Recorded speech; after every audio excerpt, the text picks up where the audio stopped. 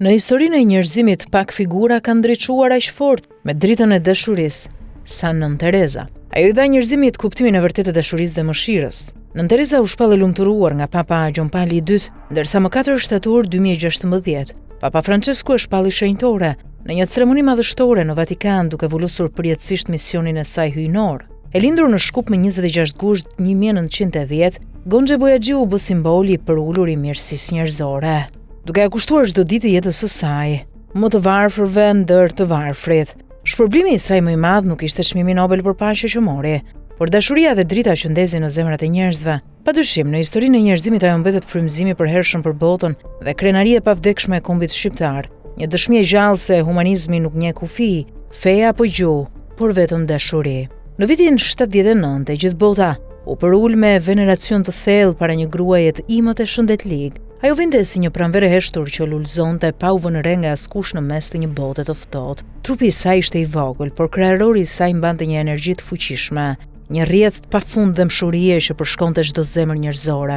Ajo grua nuk ishte pushtet, as pasuri, as vokacion politik, por mbante në vetvete një forcë më të madhe se çdo titull apo fron, një fuqi që ngjall shpresë dhe ngroh çdo shpirt të lodhur. Aso kohë sytë dhe mendjet e burrave më të pushtetshëm të botës, por edhe të njerëzve më të zakonshëm, ishin të drejtuara nga një çast I heshtur dhe I madh.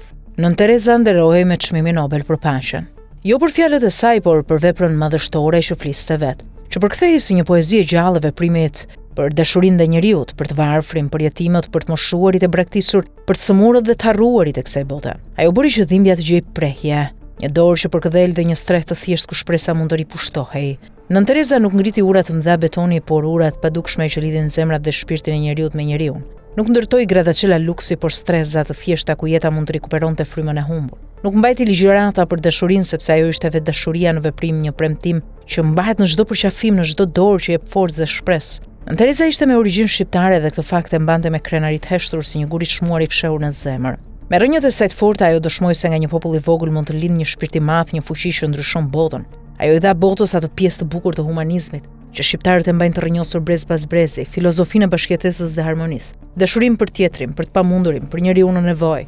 Në shoqëritë ku shpesh mungon ndjeshmëria, Nën Tereza na kujton se pa drejtësi sociale nuk ka paqe. Pa paqe nuk ka lumturi të përbashkët dhe çdo njeri meriton një vend në tryezën e dinjitetit. Një vend ku shpresa dhe dashuria janë ushqim për shpirtin. Në botën e sotme ku egoizmi shpesh mbizotron mbi dëmshurinë, fjala e saj mbetet profetësi. Nëse gjykon njerëzit, nuk e ka ti duash ata. Një fjalë e vogël por e fortë dhe e rëndë si një shkëmbë që na kujton se dashuria nuk është luks, por detyrë dhe vetëm zemrat e hapura mund të ndërtojnë një botë edhe më të mirë.